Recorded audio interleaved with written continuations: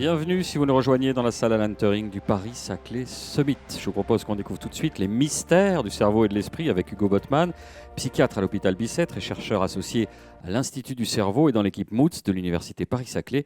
Il sera soumis à la question par Olivier Hertel, qui est journaliste au Point, c'est bien ça? C'est déjà pas mal. On peut les applaudir. Je crois. Ça arrive, ça arrive. Ouais, très bien. Bonjour. Hugo, on peut dire que c'est un habitué du Point maintenant, parce qu'avec Lucie Joly, qui est aussi psychiatre, il nous fait depuis quelque temps une chronique, j'ai envie de dire, très spectaculaire, qui s'appelle Secret de psychiatre et que je vous invite à aller regarder sur le site, avec des histoires absolument incroyables, des histoires du quotidien, en fait, pour vous, c'est-à-dire des histoires de consultation. Et je pense qu'on peut justement un peu parler de ces troubles, comme je disais, assez spectaculaires. Et on peut commencer par peut-être un qui est un peu plus connu du grand public, c'est le syndrome de Munchausen. Est-ce qu'on peut expliquer ce que c'est que le syndrome de Munchausen? Alors, je vous préviens, il y a quand même il y a des moments un peu difficiles, on va dire. Bon, on s'écarte un peu de l'écologie. Je sais que c'était la thématique initiale, donc on est un peu plus cerveau là. L'écologie de l'esprit. Écologie de l'esprit, voilà. Donc en fait, l'idée de cette session, c'était de parler un petit peu de troubles psychiatriques qu'on ne connaît pas forcément et qui sortent un peu de l'ordinaire. Mais parfois, vous allez voir, il y a des choses pour lesquelles on peut se reconnaître un petit peu. Donc le syndrome de Munchausen, j'espère que vous n'allez pas vous reconnaître dans ce trouble-là, c'est en fait des patients qui vont s'infliger ou prendre des traitements ou prendre des choses, par exemple des molécules cachées, pour avoir des symptômes, pour mimer des symptômes médicaux. Donc c'est un mystère un peu médical. En général, ce n'est pas les psychiatres qui les voient d'ailleurs, c'est des internistes, c'est des gastro-entérologues, c'est des neurologues, c'est des patients qui vont arriver à l'hôpital, qui vont avoir enchaîné plusieurs consultations. Les grands professeurs, les médecins se cassent les dents, n'arrivent pas à comprendre ce qui se passe. Et en fait, on se rend compte, souvent de nombreuses années, il y a un retard diagnostique très très important, environ 10 ans, et en fait que ces patients, ils sont en train de s'infliger des choses, de prendre des traitements. Un exemple assez classique, c'est par exemple des gens qui font des comas inexpliqués. Donc vous avez à l'hôpital, comme ça, quelqu'un, pareil, tous les grands internistes se sont penchés sur eux, des comas qui surviennent, on n'arrive pas à les expliquer. Et en fait, on se rend compte, c'est un cas assez classique, que c'est des patients qui prennent de l'insuline. Donc c'est des comas insuliniques un peu provoqués comme ça. Il y en a aussi qui vont prendre des traitements, par exemple, diurétiques. Il y en a qui vont prendre des traitements pour fluidifier le sang. Il y a toute une gamme possible, en fait, de mimer de ces symptômes-là. Alors, quand on est psychiatre, justement, comment on fait pour les détecter? Parce qu'ils passent un peu entre les mailles du filet, j'ai envie de dire. Très souvent, c'est des patients qui, dès qu'ils arrivent à la consultation avec un médecin classique, le médecin il peut avoir un peu la puce à l'oreille en disant c'est un patient qui connaît très très bien les termes médicaux, qui connaît très très bien les traitements, qui est parfois bien meilleur en sémiologie, bien meilleur en pharmacologie que le médecin lui-même. Donc là, il se dit, bizarre quand même. Soit ce patient a fait des études de médecine. Vous avez fait des études de médecine dans le passé? Vous êtes médecin peut-être? Pas du tout, non. Bon, donc ça montre déjà, c'est un premier indice, quelque chose comme ça. Et puis c'est des patients qui demandent beaucoup d'examens en général. Donc vous, si on vous demande de faire un scanner, vous n'allez pas être très content, vous allez y aller avec un peu de retard, etc. Les patients qui vont faire des scanners, des ponctions lombaires, des IRM, tous les examens possibles, imaginables, il faut leur en prescrire, ils vont être très demandeurs de tout ça. Alors, il y a un cas qui est qui est un peu dramatique, c'est ce qu'on appelle le Munchausen par procuration. Donc là, c'est assez terrible. Ça arrive souvent, c'est souvent les mamans, j'ai l'impression. Alors ça, c'est quelque chose que les pédiatres connaissent bien, et les pédiatres et les pédopsychiatres font très attention à ça. Ça va être des mères, donc le Munchausen par procuration, qui vont en fait infliger soit des sévices, soit donner des traitements cachés à leurs nourrissons, à leurs enfants, pour en fait mimer de la même façon des pathologies médicales. C'est assez grave, alors c'est pas si rare que ça, dans le sens où on en a, chaque pédiatre a dans son histoire médicale, son histoire clinique, des patients qui ont eu ça, où vraiment un enfant, par exemple, avec un trouble inexpliqué, et on se rend compte, nombreuses années plus tard, que sa mère, elle lui infligeait soit des sévices avec, par exemple, des dermabrasions, ou des choses un peu cachées, ou alors elle lui donnait des traitements cachés. Très souvent, c'est des mères, pareil, qui vont être très en attente de traitement, très en attente d'examen, qui vont être très rassurées par le fait qu'il y ait plein de médecins, des gens qui s'intéressent à elles, donc ils vont être très en demande comme ça d'attention médicale. Alors, comment on traite ça? Est-ce qu'on peut traiter ça? C'est très difficile. Donc il n'y a pas de traitement médicamenteux, ça vous imaginez bien. On ne connaît d'ailleurs pas du tout les bases cérébrales de ces troubles. Il n'y a jamais eu vraiment de vraies études en neurosciences pour comprendre ce qui se passe dans le Munchausen. Pour l'instant, c'est de la psychothérapie. Alors dans Munchausen par procuration, on protège les enfants, bien sûr. L'aide sociale à l'enfance sépare la mère et les enfants, ou le père quand c'est un père. Et puis pour les patients adultes, ce qui arrive aussi très souvent, c'est de la psychothérapie, c'est de l'accompagnement, avec un niveau d'efficacité qui est quand même assez faible. Très souvent, quand on a un Munchausen, on est pris en charge et puis on échappe un peu aux soins. C'est des patients qui ont un nomadisme médical, ils passent d'un médecin à l'autre comme ça. d'une région à l'autre très souvent. Et l'histoire recommence à chaque fois, quoi. L'histoire recommence, alors sous des formes un peu différentes. Un organe passe à un autre. D'accord.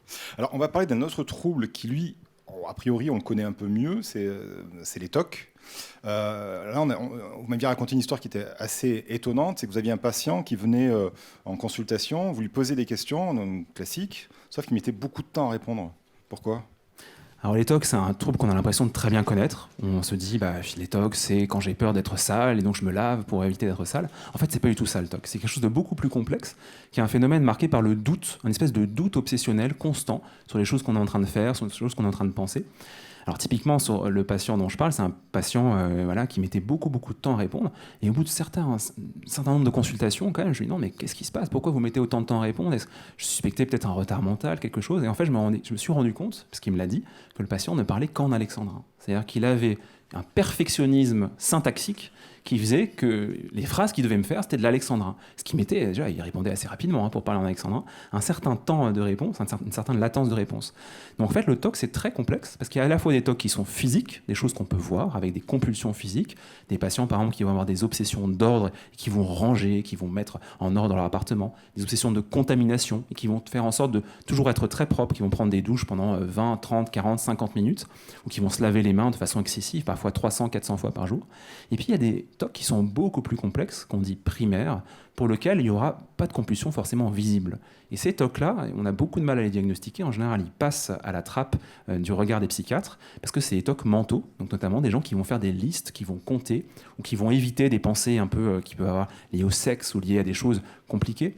On a des gens, par exemple, qui ont des obsessions à type de phobie d'impulsion. Donc dès qu'ils voient des gens un peu fragiles dans la rue, ils vont avoir envie de les étrangler, ils vont avoir envie de les poignarder, de les pousser. On a des patients, par exemple, qui, par rapport aux nourrissons ou aux femmes âgées, vont avoir comme ça des espèces de phobies d'impulsion, de violence, qui ne sont pas des choses du tout volontaires. Ce n'est pas des patients qui vont passer à l'acte, c'est des patients qui ne sont pas du tout dangereux d'ailleurs. Mais ils vont avoir comme ça une obsession constante sur quelque chose qui est réprouvé par la société. Est-ce que l'obsession, elle est soulagée par la compulsion ? Enfin, quel est le mécanisme ? Comment ça se passe ? Alors c'est le grand problème du TOC, c'est qu'initialement, en fait, l'obsession, quand elle arrive, si par exemple j'ai une obsession à thématique sexuelle, j'ai peur d'agresser sexuellement des gens qui sont autour de moi, et que j'évite au maximum de penser au sexe, j'évite au maximum de m'approcher de ces gens-là, et bien au début, ça va soulager cette anxiété associée à l'obsession. Et ça va créer une boucle d'auto-renforcement. Vous savez que notre cerveau, une grande part de notre cerveau est basée aussi sur des boucles d'auto-renforcement pour les phénomènes instinctuels, tout ce qui est lié à l'alimentation, la sexualité, le sommeil, par exemple. Et bien ça va créer cette boucle-là où, en fait, au début, mon cerveau va se dire mais c'est rassurant, ça m'enlève du stress de faire cette compulsion. Plus je vais faire la compulsion, eh bien plus je vais renforcer l'obsession. C'est le grand problème du TOC, c'est que plus on fait des choses pour empêcher la pensée, et plus la pensée, elle se renforce, plus la prégnance de cette pensée est importante. Ça s'auto-amplifie, en fait. Exactement. Et là, pareil, comment on traite ça ? Alors ça, on connaît beaucoup mieux, et ça marche beaucoup mieux. Donc il y a des thérapies qui sont validées, à la fois des thérapies médicamenteuses, donc on met des antidépresseurs à très forte dose, et des doses qui peuvent être parfois le double de ce qu'on met dans la dépression. Ça marche très bien. Et en plus, ce qui est recommandé en première intention, c'est faire de la thérapie d'exposition. J'ai très peur, par exemple, de la saleté. Eh bien, je vais m'exposer à des choses qui sont sales, je vais m'exposer au fait de toucher, par exemple, des choses sales et éviter de me laver pendant un laps de temps qui augmente au fur et à mesure de la thérapie. J'ai peur, j'ai des obsessions, par exemple, sur des choses que je pourrais faire. J'évite de changer de trottoir quand je vois une grand-mère ou un nourrisson devant moi et je passe à côté de lui. J'évite, en fait, de faire des compulsions d'évitement, des compulsions pour enlever mon anxiété. Ça, c'est une thérapie qui marche très, très bien, mais qu'il faut faire tous les jours. Un patient TOC, c'est pas en cabinet que ça se soigne, c'est vraiment dans le quotidien. Et toute la vie ou petit à petit ça régresse Alors ça régresse. Quand on est bien traité, ça régresse. Le risque, c'est que ça peut revenir dans certaines périodes de vie. Dans la période périnatale, quand la femme est enceinte, notamment, on a une recrudescence assez majeure des TOC. Des femmes qui n'avaient jamais eu de TOC avant, dès qu'elles sont enceintes, parfois, elles commencent à avoir des TOC. On sait que pendant la grossesse, environ 80% des femmes vont avoir des symptômes de TOC, par exemple. Très souvent, elles n'en parlent pas, ni à leur mari, ni à leurs proches, ni à personne. Quel type de TOC ça peut être ? Très souvent des phobies d'impulsion. Le grand classique, c'est jeter son enfant par la fenêtre, l'étrangler avec le biberon. Parfois, ça peut être attouchement sexuel du nourrisson. D'accord. Pareil, c'est pas du tout de la pédophilie, on n'est pas du tout dans quelque chose de volontaire. Il n'y a pas de passage à l'acte. Jamais, jamais dans ces symptômes-là. Okay.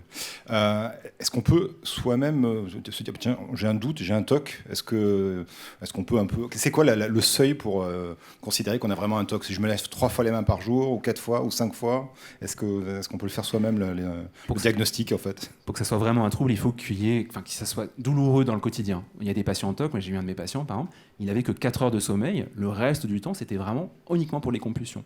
Il y a des patients en TOC qui ont une vie la plupart plupart du temps une vie d'ailleurs qui continue, une vie sociale, une vie professionnelle, et qui se lèvent par exemple à 4-5 heures du matin pour être sûr de faire tout leur rituel avant d'aller travailler et avant de commencer leur journée.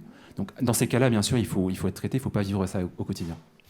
Alors on va parler d'un autre sujet maintenant, dont on a pas mal parlé ces derniers temps, c'est les punaises de lit. Il y en a peut-être d'ailleurs sur les sièges sur lesquels vous êtes assis. Je ne sais pas si vous les ressentez peut-être. Non, je ne sais pas. Il me semble, Olivier, que la salle était infestée. Mais je crois, c'est ce qu'on nous a dit avant de venir. Elle a été désinfectée juste avant la conférence. Normalement, il ne devrait pas y avoir de problème, mais si quelqu'un ressent quelque chose, il n'hésite pas à lever la main. On a un psychiatre là, donc si, c'est le moment. Alors on va parler en fait d'un autre trouble, et qu'on peut associer justement à ce type de croyances et à ce type de peurs, et qui peuvent être à la fois individuelles, mais aussi collectives, quoi. Comment ça s'appelle ? Alors, il y a un grand syndrome qui s'appelle le syndrome d'Ekbom. En général, c'est quelque chose qui n'est pas forcément très connu. Pour ceux qui ont vu le film La Momie, par exemple, ou le premier film La Momie, dans lequel il y a une espèce de scarabée comme ça qui rentre sous la peau d'un des personnages et qui remonte jusqu'à son cerveau, le syndrome d'Ekbom, c'est en fait des hallucinations, c'est-à-dire la vision et les sensations, donc hallucinations qu'on dit à la fois visuelles et synesthésiques, c'est-à-dire qui touchent le corps, d'insectes, de parasites, de rats, de serpents, ça peut être assez variable selon les cultures, qui envahissent un peu le corps, soit l'extérieur du corps, très souvent, la peau, mais ça peut être aussi l'intérieur du corps. Au Brésil, par exemple, dans les cultures plutôt amérindiennes, ça peut être aussi, par exemple, des sensations de serpents qui grouillent un peu dans l'estomac.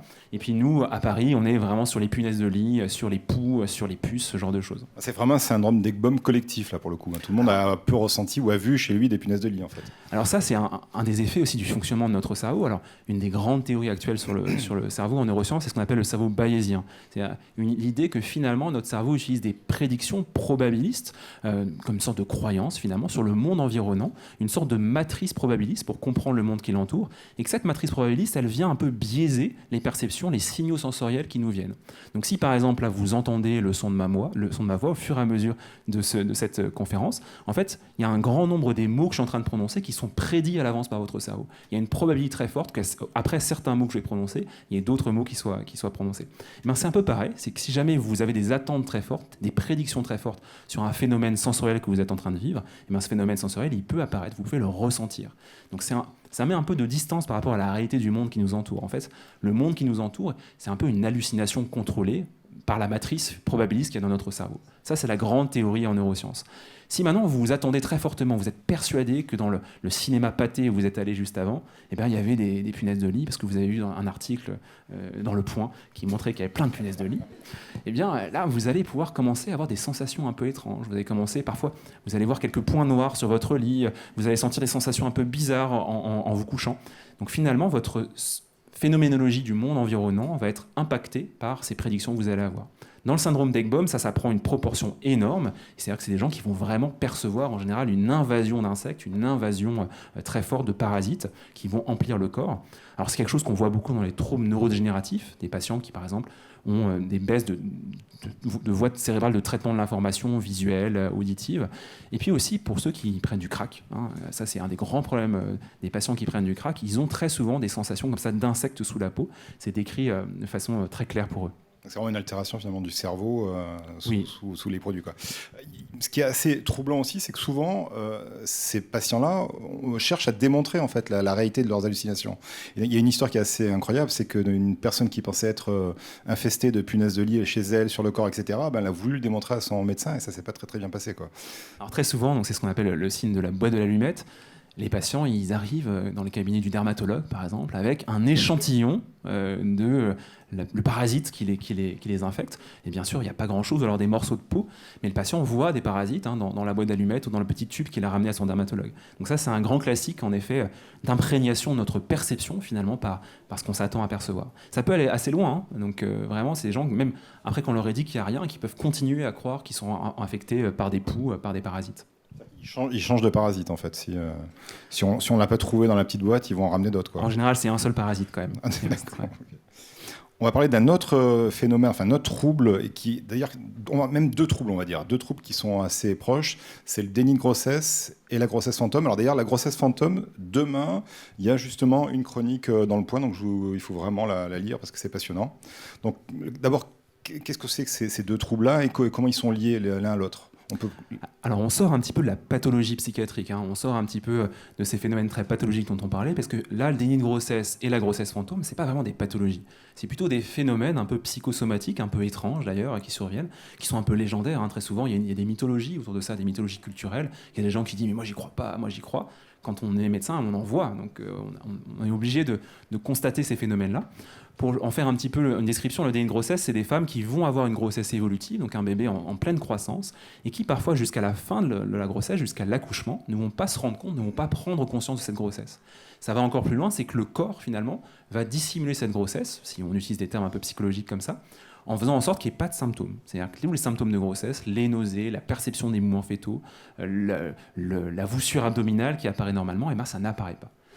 En miroir de ce phénomène-là, il y a un phénomène qu'on appelle la grossesse fantôme. Son terme scientifique, c'est la pseudocièse, qui est décrit depuis les débuts de l'humanité. Hein. Chez Hippocrate, on a déjà des premières descriptions, où des femmes vont avoir tous les symptômes de la grossesse, un ventre qui grossit, la perception d'un bébé qui tambourine dans le ventre, des nausées, vraiment tous les symptômes de la grossesse, et pourtant, on fait une échographie, l'échographiste regarde ce qui se passe, et bien il n'y a aucun bébé dans le ventre, il n'y a rien du tout. Dans ces deux syndromes, en fait, ce qui se passe, c'est encore une fois une sorte de mauvaise communication entre ces prédictions cérébrales dont on parlait juste avant, qui peuvent influencer un peu la motricité, donc ce que les femmes s'attendent à avoir, et puis des phénomènes de sensorialité, avec dans le déni de grossesse, des femmes qui sont persuadées de ne pas être enceintes, persuadées. Et le jour où on découvre la grossesse, par exemple si on fait une échographie, on a l'apparition comme ça du ventre, on a l'apparition des symptômes, les mouvements du bébé qui sont d'un seul coup ressentis. Et puis pareil pour la pseudocièse, pour des femmes où on découvre qu'il n'y a pas de bébé, une régression un peu plus lente, en général c'est en quelques jours pour la pseudocièse, de ces symptômes de grossesse qui étaient présents. Ça c'est un phénomène fascinant. Oui, c'est fascinant parce qu'en finalement, on se rend compte que le cerveau contrôle des symptômes, ou des signes physiologiques qui sont a priori complètement indépendants du cerveau. Donc, comment on peut expliquer ça ? C'est-à-dire qu'il y a vraiment une influence incroyable du cerveau sur... C'est très très beau parce que ça montre aussi cette influence de l'esprit, alors l'esprit pas dans un sens spirituel bien sûr, mais dans un sens très psychologique, sur des phénomènes moteurs, sur des phénomènes symptomatiques. Il y a une vaste catégorie aussi de troubles médicaux qu'on appelle les troubles fonctionnels, qui, un peu liés à tout ça, c'est des gens qui vont avoir des symptômes physiques, mais pour lesquels on ne va pas retrouver de lésions organiques. Donc des patients qui vont avoir des crises d'épilepsie, qui vont avoir des hémiplégies, des hémiparésies, donc c'est-à-dire qu'ils vont avoir par exemple la moitié du corps paralysé, et pour lequel tous les examens neurologiques sont normaux. Chez ces patients-là, en fait, c'est encore une fois une mauvaise communication entre ces aires cérébrales qui sont impliquées dans la prédiction et ce que le corps est en train d'exprimer. C'est des patients d'ailleurs qu'on traite plutôt que de la psychothérapie, de façon assez étonnante. Un grand classique qu'on peut faire, par exemple, des patients qui ont des paralysies fonctionnelles, donc par exemple qui ont une paralysie d'un bras, eh bien, on peut faire de la TMS, de la stimulation magnétique transcrânienne, où on va stimuler en fait la zone du cortex moteur, qui est à peu près située à ce niveau-là. C'est deux gros aimants, deux électroaimants qu'on colle sur le crâne. C'est ça. Alors, c'est pas du tout la stimulation électrique, c'est vraiment la stimulation magnétique. C'est quelque chose qui fait pas mal. Le patient est conscient. On envoie juste une sorte d'onde magnétique, en fait, assez ciblée à une zone du cerveau. Et en fait, on peut cibler comme ça, vous savez, l'homonculus. Je ne sais pas si vous avez déjà vu cette image où vous avez un personnage avec des grosses lèvres, une grosse main, un gros pied, qui est situé au niveau du cortex frontal et au niveau de la zone motrice. On va stimuler cette partie-là pour faire en sorte de faire rebouger le patient. Et progressivement, en fait, il va se rendre compte qu'il peut rebouger et la paralysie fonctionnelle s'améliore. Très souvent, d'ailleurs, quand on fait ça, on peut améliorer d'autres symptômes fonctionnels. Il y a des patients qui ont des paralysies fonctionnelles, qui ont des cécités fonctionnelles. C'est-à-dire qu'ils se réveillent un matin, leur cortex visuel fonctionne bien, leurs yeux fonctionnent bien, leur circuit de transmission de l'information visuelle fonctionne bien, mais ils sont aveugles. Une cécité fonctionnelle. Il n'y a rien biologiquement, physiologiquement qui pourrait expliquer leur cécité, mais de fait, ils ne voient rien. Exactement.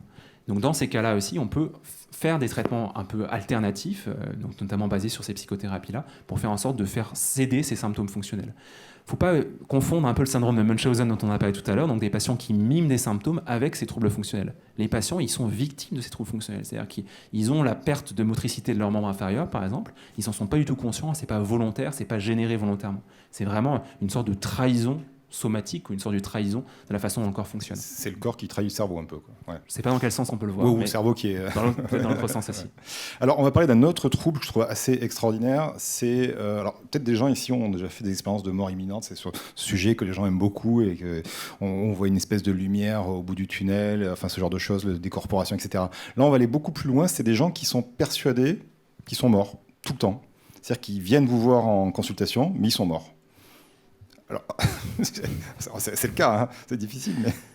Donc ça, c'est quelque chose qu'on peut voir. Donc c'est un nom qui est connu, qui est un nom historique un peu connu. Donc ça fait partie de ce qu'on appelle du syndrome de Cotard, qui est un syndrome qu'on voit notamment dans les dépressions très très sévères. Donc vous savez, il y a la dépression classique qu'on connaît tous, avec des symptômes bien caractérisés, soit de la tristesse, soit de l'anédonie, de la perte de plaisir. Ça peut être l'un ou l'autre, ça peut être les deux. Puis une myriade de symptômes. Cette dépression, la plupart du temps, elle évolue favorablement. Quand elle est légère, parfois sans traitement, et quand elle est un peu plus intense avec traitement antidépresseur. Et puis pour un certain nombre de patients, notamment ceux qui ne sont pas traités ou qui sont résistants au traitement, l'évolution de la dépression peut aller vers des formes mélancoliques, donc ça c'est des dépressions très sévères, ou délirantes.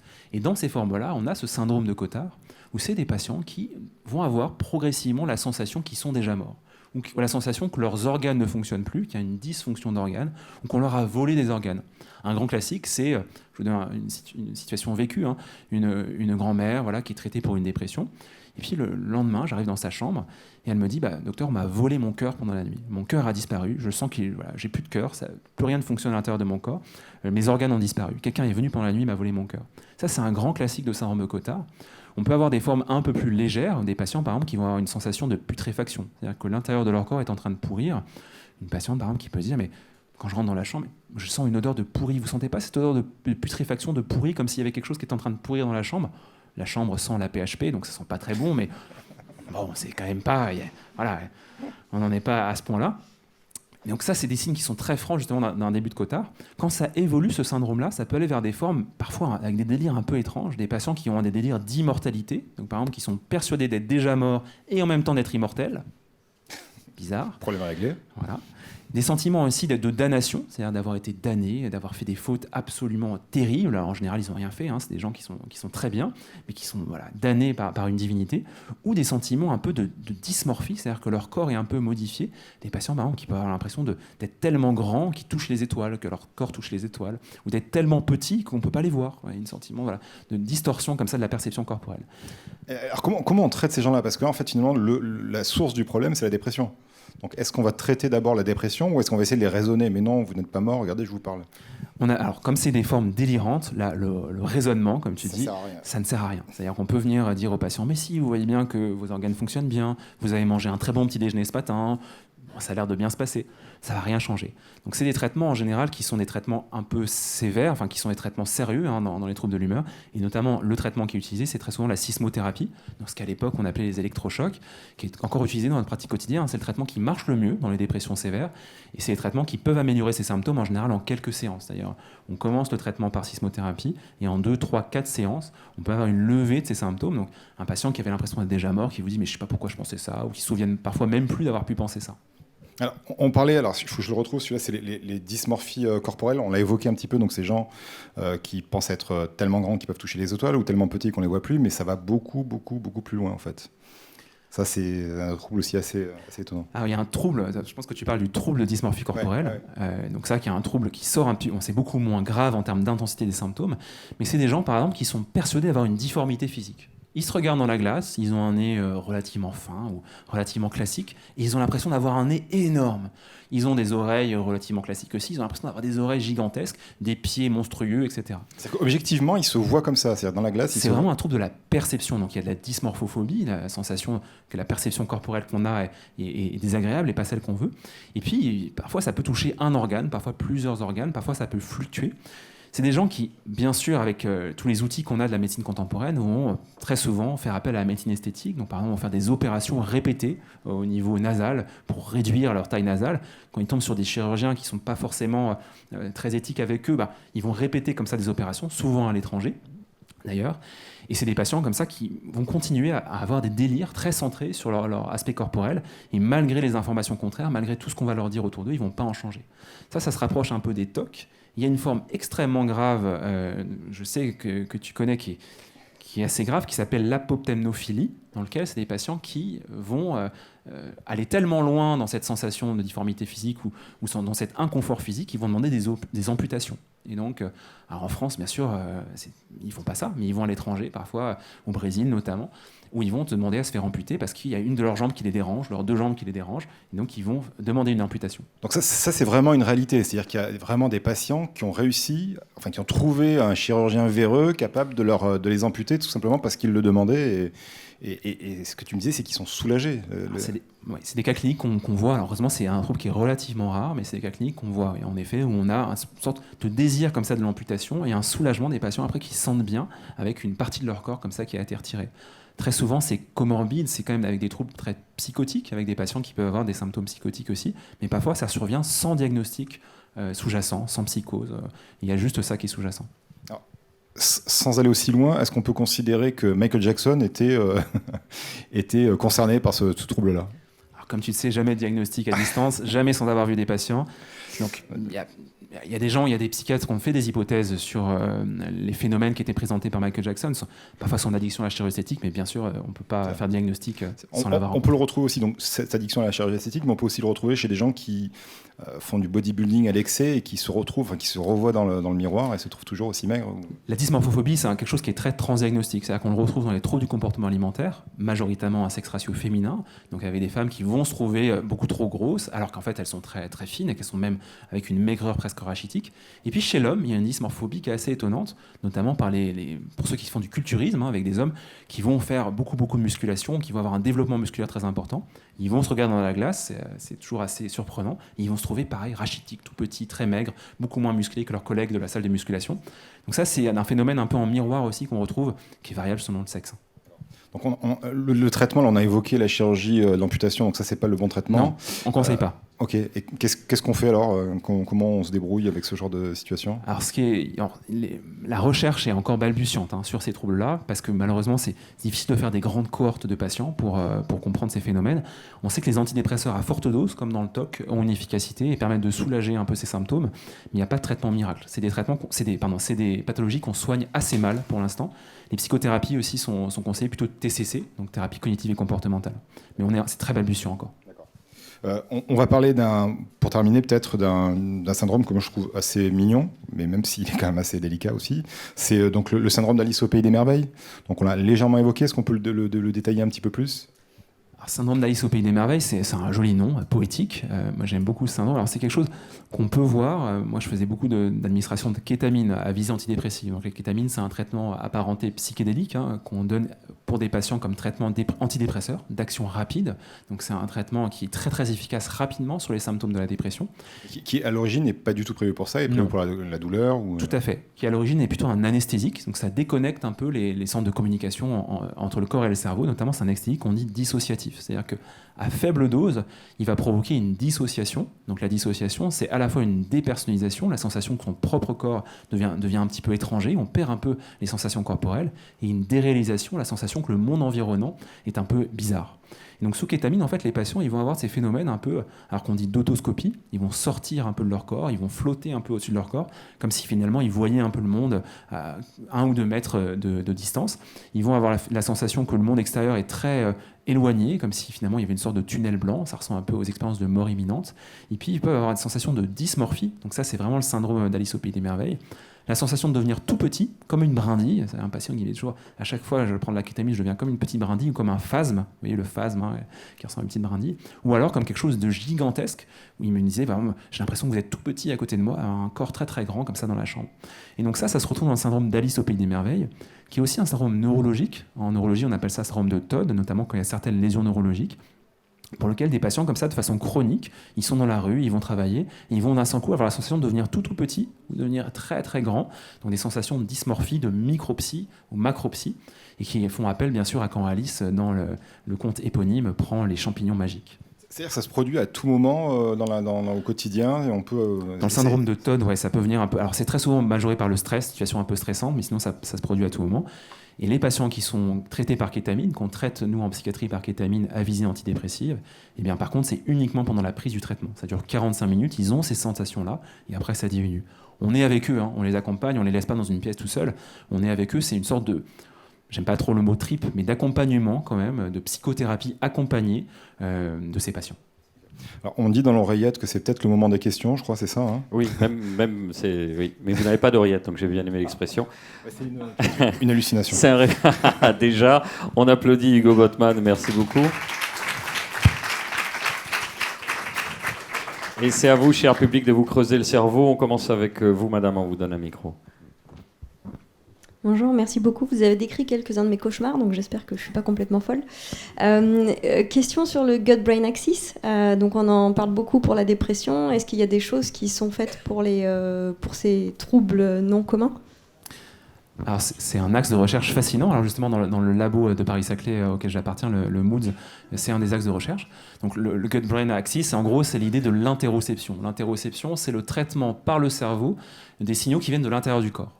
Là, si je vous demande, par exemple, dans la salle, d'essayer de sentir vos battements cardiaques, de sentir la motilité de vos viscères, la motilité de votre intestin, il y a un certain nombre de personnes dans la salle qui vont avoir ces sensations-là, qui vont être capables de me les rapporter verbalement, de me dire je sens ça, je sens que mon battement cardiaque est à tel rythme, etc. Et puis il y en a d'autres qui ne vont pas du tout avoir ces sensations. Ça, c'est des différences interoceptives entre vous, c'est-à-dire des différences de la façon dont votre cerveau vient traiter ces signaux corporels qui sont présents.